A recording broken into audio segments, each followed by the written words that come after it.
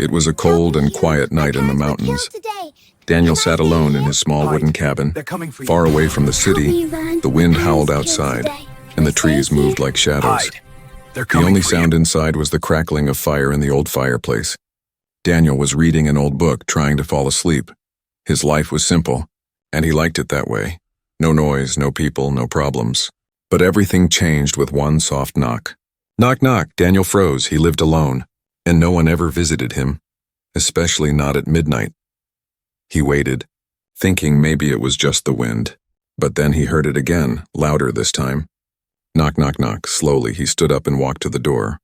He picked up his old hunting knife from the shelf, just in case. His heart beat faster as he turned the handle. When he opened the door, he couldn't believe his eyes. There stood a little alien girl. She looked no older than 10. Her skin was light blue, her eyes big and shining with tears. Her silver dress was torn and her small hands were shaking. She looked up at him with fear and whispered, "Help me, human. My parents were killed today." Daniel didn't move. He didn't know if this was real or a dream. An alien child on his doorstep, alone, scared, and cold. "Please, can I stay here?" she asked again, her voice trembling. Daniel looked around quickly. There was no one in sight, just darkness and trees. He didn't know who she was or where she came from, but he could see she was in danger. He stepped aside and said, "Come in." She walked in slowly, looking behind her like someone was following. Daniel closed the door and locked it tight. Then he turned to the girl who now stood near the fireplace. Her body was still shaking, and her eyes were full of pain. "What's your name?" Daniel asked gently. "Leary," she replied. "They're coming for me." "Who's coming?" he asked, kneeling down beside her. "The ones who killed my family," she whispered. "They're not far." Daniel felt something heavy in his chest. He had seen war before many years ago. He had lost people too, but this was a child. He gave her a blanket and made her sit near the fire. She didn't stop watching the window. Every small sound outside made her flinch. Daniel looked out through the curtains. Everything was dark and still, but deep in the woods, he thought he saw a flicker of red light. Like eyes or a signal, he turned back to Leary, who now had her knees pulled to her chest. "Why are they after you?" he asked. She hesitated, then shook her head. I can't tell you, not yet." Daniel didn't press her. He could tell she was too scared to speak more. He decided to let her rest for a while. But as he stood up to check the windows again, Leary suddenly grabbed his arm. "They know I'm here," she said softly, her voice filled with fear. Daniel looked into her eyes and saw something strange. Not just fear, but also power. This girl was more than she seemed, and whoever was hunting her was already close outside. The wind grew stronger.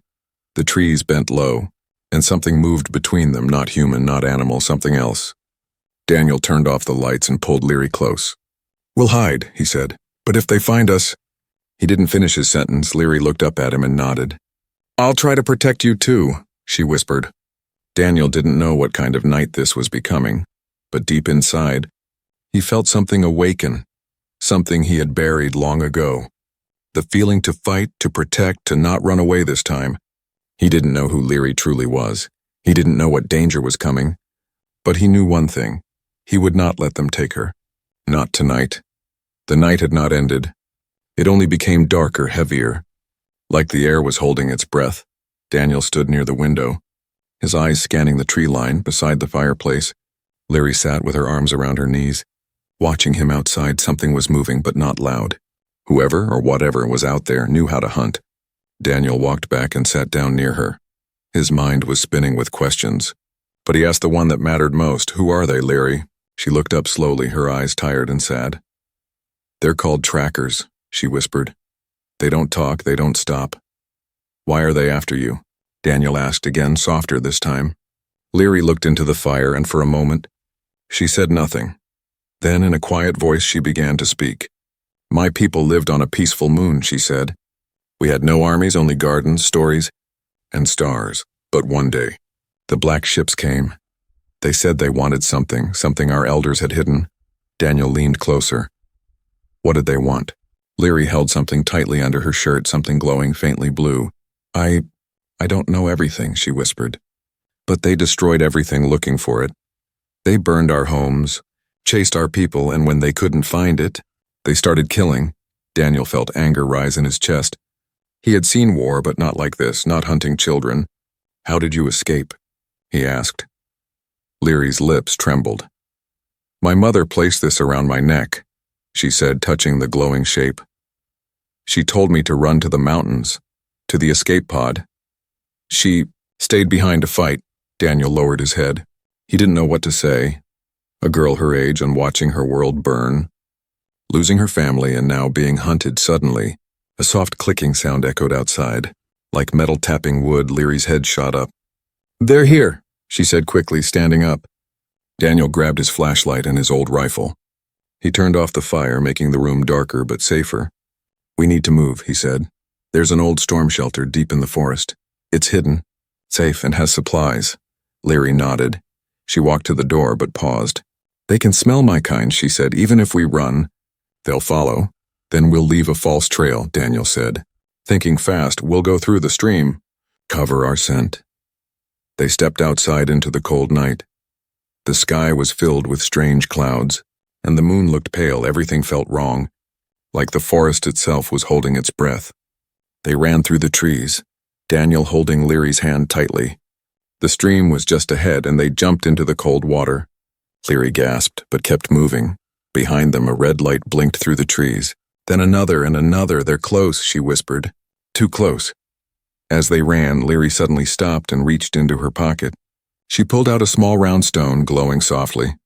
What is that? Daniel asked, surprised. Leary threw it behind them, and the stone exploded in a flash of bright light. A loud sound echoed through the trees, and the red lights vanished for a second. That will slow them, she said, but not for long. They kept moving. Now breathing hard, their legs wet and cold, finally, they reached the hidden shelter, an old metal hatch covered in moss and vines. Daniel opened it and helped Leary down the ladder, then followed and shut the hatch. Inside, it was dark and dusty, but dry old supplies, blankets, and tools were still there. Untouched for years, they sat down, trying to catch their breath.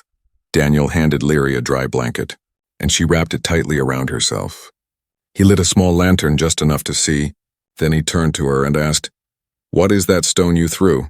Leary hesitated, then finally said, It's part of something ancient. My people called it the Heart of Silence. It can create light, sound, heat, but only for a few moments. Daniel looked at the necklace she still wore, glowing under her shirt. Is that why they're hunting you? He asked. Leary nodded slowly. They want the full heart, she said, and I carry the last piece. A silence filled the room, deep and heavy. Daniel now understood. Leary wasn't just a lost child. She was the key to something powerful, something the trackers would kill for. Above them, a loud thud hit the hatch. Then another, slow and heavy. They found us, Leary whispered. Her voice shaking, Daniel stood, holding his rifle. I'll protect you, he said. His voice calm but strong. Leary looked up at him, eyes wide. No, she said. We protect each other. The light flickered. The sound above got louder. The shelter was no longer safe. But for now, they had each other, and they would not go down without a fight. The sound above the shelter was slow and heavy, like something breathing, like something alive. Daniel held his rifle tight.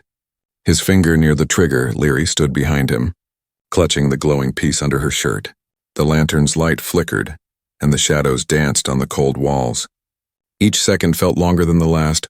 They're here, Leary whispered. I can feel them. Daniel had spent years in silence, in this deep forest. But this was the first time he truly felt hunted.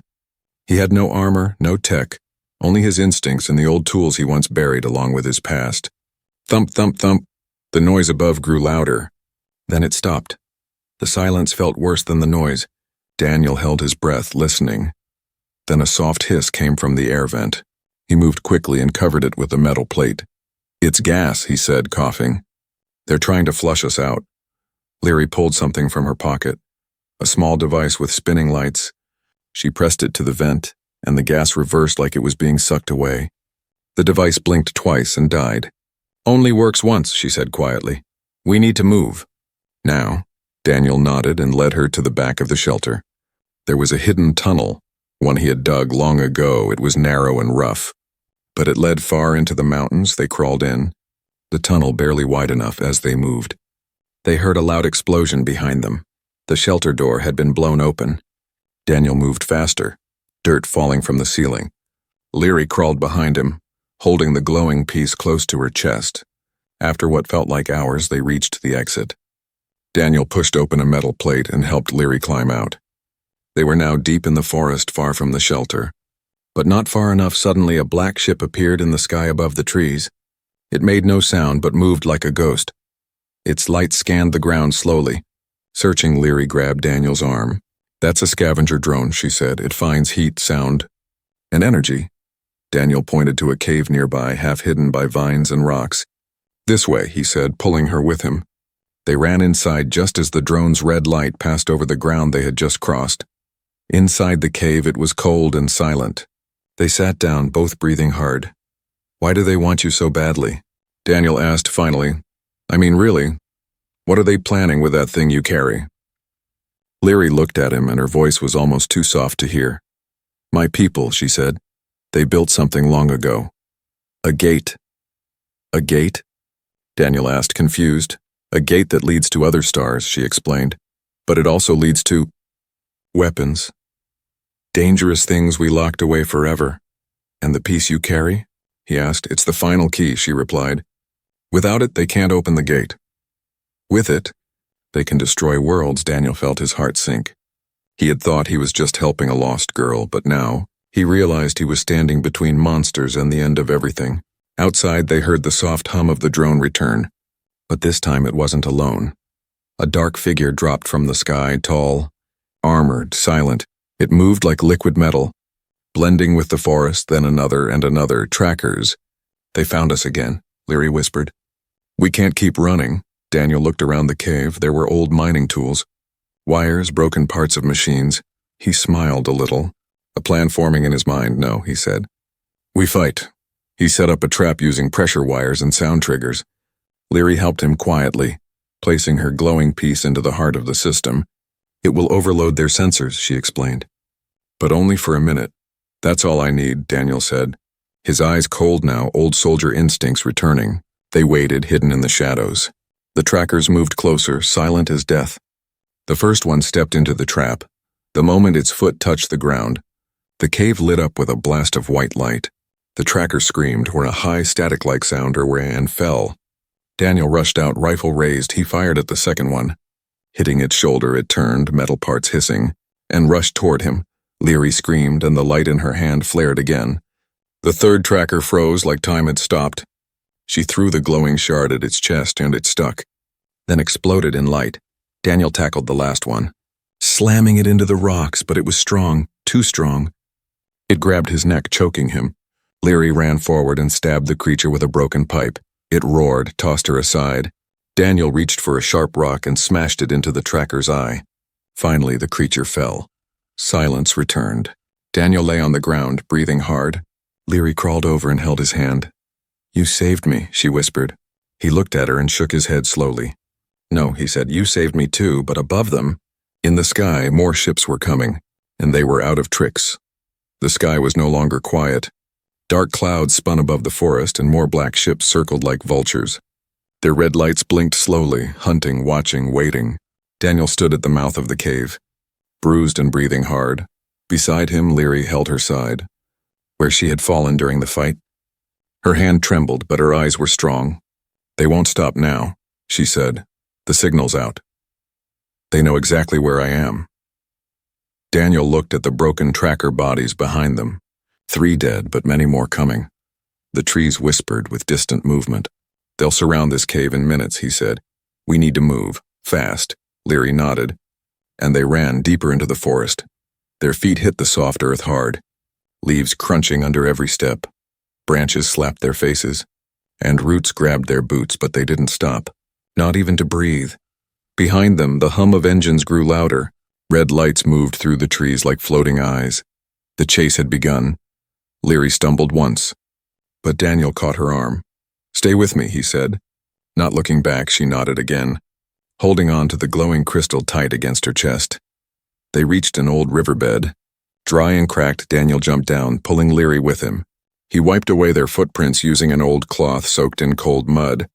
If they track heat, we need to cool down, he said. Covering them in wet earth, it smelled bad, but it worked. The red lights passed above the riverbed. Scanning, then moved away for a few minutes. There was silence again. Leary closed her eyes, breathing slowly. I've never run this much before, she said softly, trying to smile. Daniel chuckled. You're doing better than me. Then his smile faded. He looked at her and asked, Are you sure you want to keep running? Leary opened her eyes. I have no choice, she whispered. If they get this piece, it's over. Daniel didn't need to ask what she meant. He had seen her use it. The glowing shard was more than a key, it was power, ancient and alive. We'll make it, he said. There's an old comms tower, hidden beyond the ridge. I used to use it years ago, before I gave up the world. If we reach it, we can send a warning to someone. Anyone, Leary looked up. Will they answer? Daniel shrugged. I don't know. But we have to try.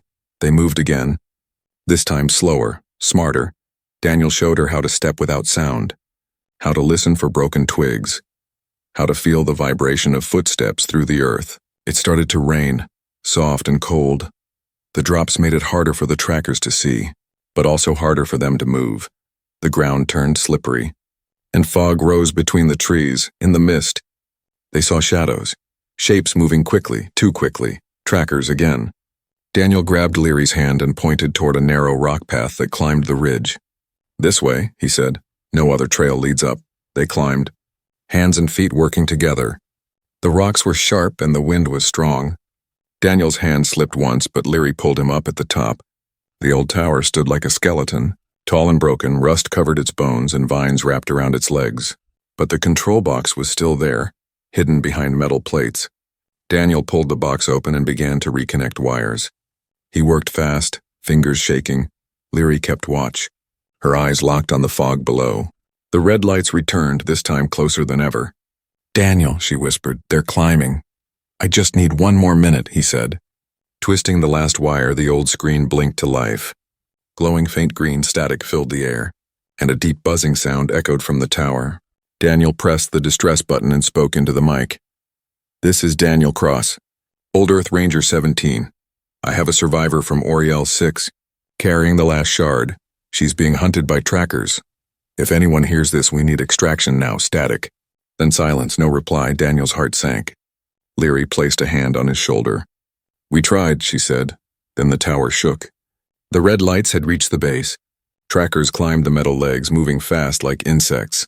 Daniel turned to fight, rifle raised. Leary stepped beside him, holding her shard, but just then, a new light appeared in the sky, white, blue, and shaped like a circle. A gate, Leary gasped. That's not ours. From the gate, a ship appeared, but not a black one. It was silver and glowing, smooth like glass and quiet like snow. It hovered above the tower, then sent down a beam of light. A voice echoed from the speaker, calm and strong. Daniel Cross, Leary of Oriel, we received your signal. Stand by for extraction. The trackers hissed loudly, rushing toward the top. Daniel fired, hitting one. Leary threw her shard, and it burst again in light. The beam covered them both, warm and heavy. Then in a flash, they were gone. The tower stood empty. Only smoke and metal remained.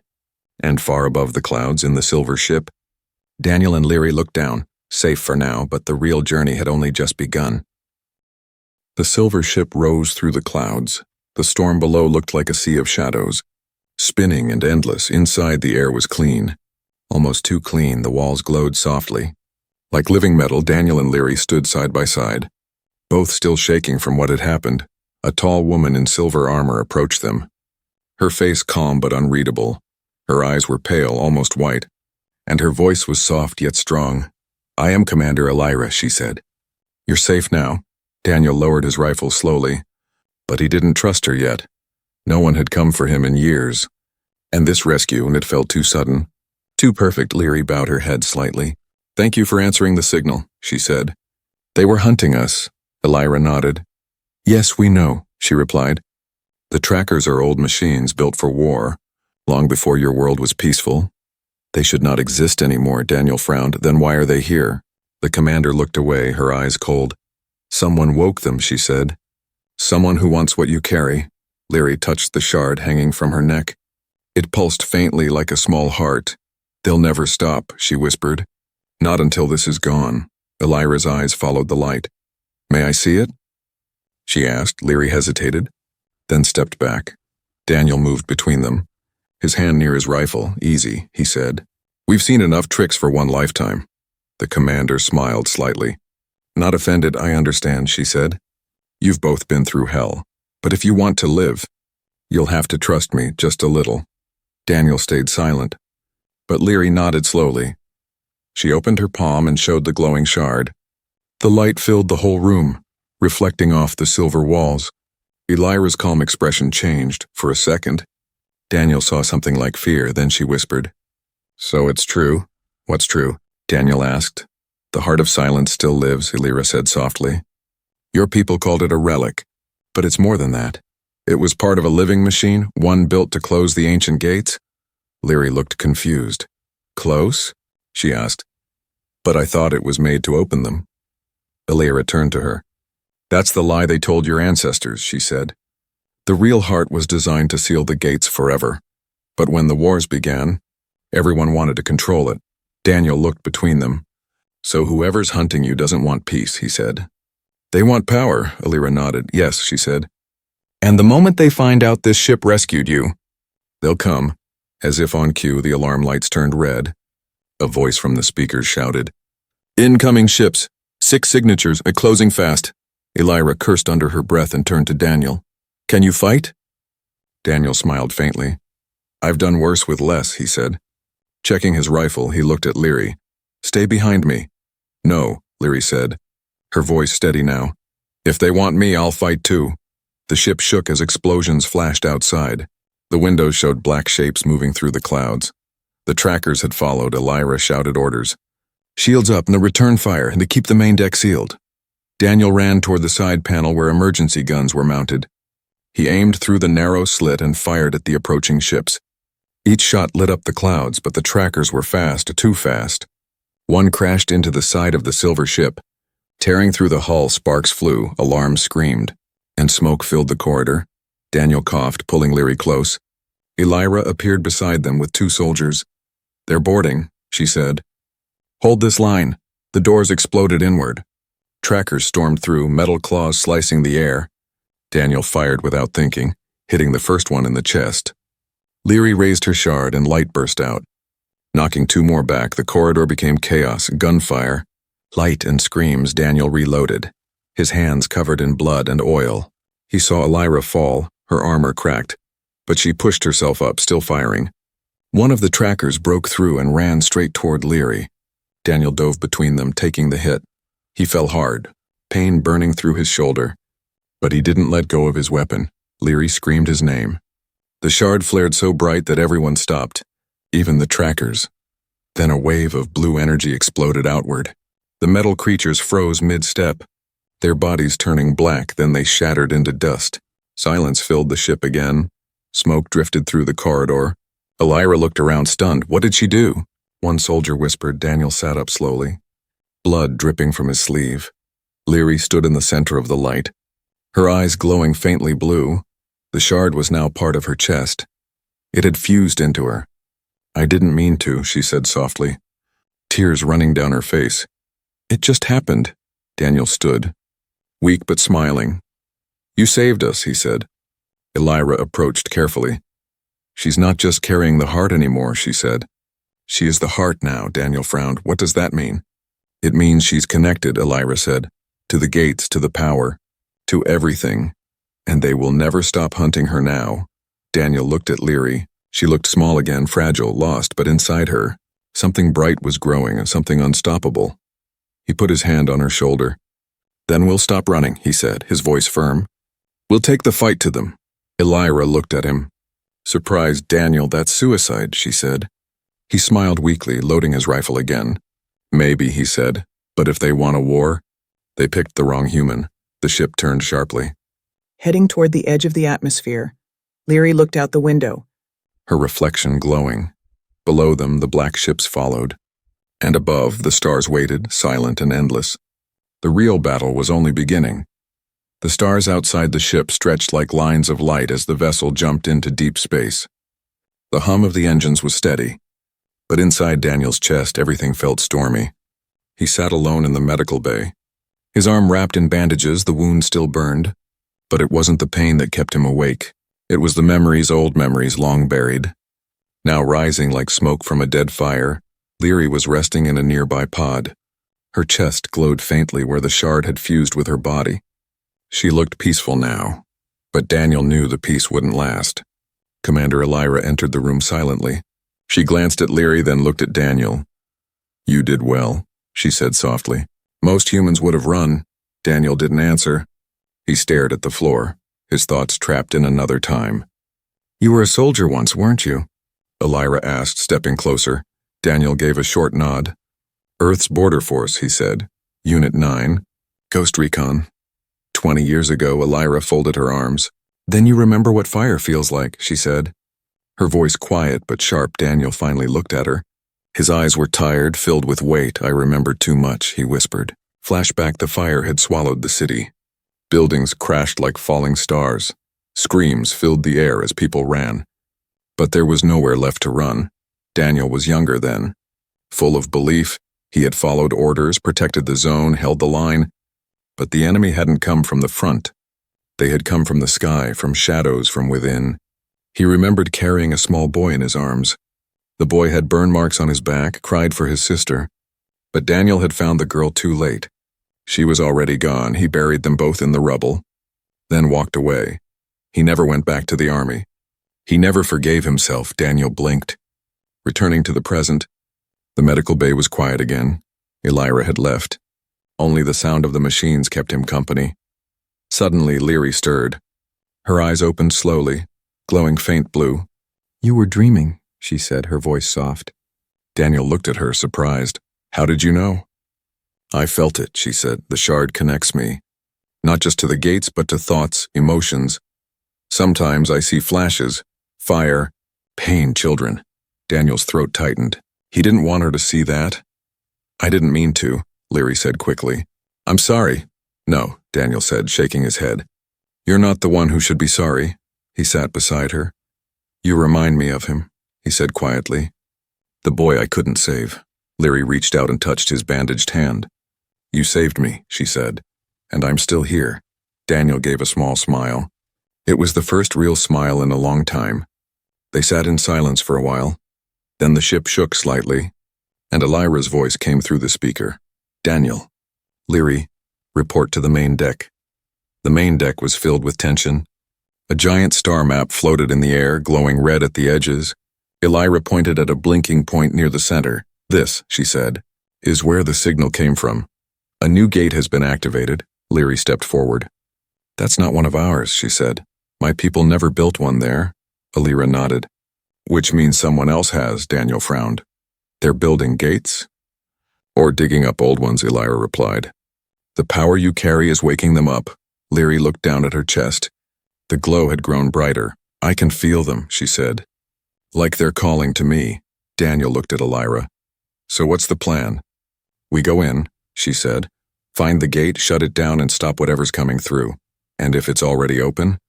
he asked. "Then we fight," she said simply. Later that night, Daniel stood in the observation room. The stars were quiet now, watching from afar. Leary walked in and stood beside him. "Do you think we'll win?" she asked. Daniel didn't answer right away. He looked at her, at the soft blue light in her eyes. "I don't know," he said. "But I know this. They took your world. They took mine. They won't take another." Leary reached into her pocket and pulled out the last piece. A memory crystal. She handed it to Daniel. "My mother gave me this," she said. "It shows what came before. Maybe you need to see it." Daniel held it carefully, and as he touched it, light filled the room. He saw a woman standing in a garden of silver trees, Leary's mother. Strong, kind, brave. She smiled at the camera and said, "If you find this, protect her. She is more than a child. She is hope." The vision faded. Daniel blinked, his heart heavier but stronger. "She believed in you," he said to Leary. Leary looked down. "I don't know if I can do this," she whispered. Daniel knelt beside her. "You don't have to do it alone," he said. "I'm with you." And for the first time since her world ended, Leary believed that maybe, just maybe, she could win. The ship moved through the silence of deep space. Ahead of it, a strange light glowed. Not a star, not a planet, but a gate. It spun slowly. Like a giant eye in the sky, blue energy rippled across its edges, and something dark waited behind it. Daniel stood at the control deck, armor over his bandaged body. Leary stood beside him, wrapped in silver light. The shard had now become part of her. It pulsed gently with her heartbeat. Commander Elira pointed at the screen. "They opened the gate," she said. "And something is coming through. What is it?" Daniel asked, gripping the console. "Not ships," Elira said. "A weapon. One we thought was destroyed centuries ago." Leary stepped forward. "I can feel it," she said. "The gate is calling me, trying to pull me in. If I get close, maybe I can shut it." "No," Daniel said. "It's too dangerous," but Leary shook her head. "This is what I was born for," she said. "This is why the shard chose me." Elira turned to Daniel. "If we fly too close, the gate will pull the whole ship in. You need to go alone, Erie's small pod. Fast, silent." Daniel looked at Leary. "Are you sure about this?" he asked. Leary nodded. "Only I can end this," she said. "But I want you with me, just in case." A small pod launched from the side of the ship. It glided through the stars, moving fast toward the glowing gate. Daniel and Leary sat inside, close together, ahead. The gate grew bigger, its energy humming like a giant heartbeat. Inside it, they could see shadows, and not just ships, but shapes strange and alive, like a dark army waiting behind a curtain. "We're almost there," Daniel said. "What now?" Leary closed her eyes. "The shard will open the core," she said. "Then I have to choose. Shut it forever or let it stay open." "What happens if you shut it?" he asked. "I won't come back," she whispered. Daniel's heart dropped. "No," he said. "There has to be another way." But Leary smiled gently. "You saved me, Daniel," she said. "Now I save everyone." The pod reached the gate. A beam of blue light pulled them inside. Inside the gate, it was not space, it was a storm. Light, noise, energy spinning everywhere. The pod shook violently. Systems failing, Leary floated upward, her body glowing bright. The shard in her chest called to the center of the storm. "Leary!" Daniel shouted, reaching for her hand. She looked down, eyes full of tears. "Thank you," she whispered, "for giving me a home." Even for one night, Daniel couldn't speak. He just nodded, eyes burning. Leary rose higher, her body now covered in light. She reached out and touched the core of the gate. A giant spinning heart of energy. The shard lit up and the storm screamed. The shadows behind the gate roared in anger. But it was too late. A white flash burst from the center. The gate cracked, then shattered like glass. The dark shapes vanished into nothing. Silence returned. Daniel woke up inside the pod. It was floating near the broken pieces of the gate. Alone, he looked around, calling her name. "Leary. Leary, please," but there was no answer. Just stars, quiet and cold. A tear rolled down his cheek. He leaned back, whispering, "You did it." Suddenly, a soft light blinked on the pod screen. A message, not text, but a voice. "Daniel. I'm still here." It was Leary's voice. She sounded different, stronger, but still her. "I became part of the gate," she said. "My body is gone, but my mind is inside the stars now. I'll watch over you." Daniel closed his eyes. The silence felt warmer now. He wasn't alone, not really, back on the silver ship. Elira stood on the deck as the pod returned. Daniel stepped out slowly. No injuries this time, just silence in his eyes. "Is it done?" she asked. He nodded. "The gate is gone," he said. "And Leary? She's everywhere now." The crew lowered their heads in respect. A girl had saved them all, and a man had stood by her when no one else would. Daniel walked to the window. He looked at the stars, searching for a small flicker. And there it was, a soft blue spark dancing alone. He smiled. "She's watching," he whispered. "She'll always be watching." In a universe full of darkness, one small voice said, "Help me, human," and one human listened. In the end, that kindness saved the stars.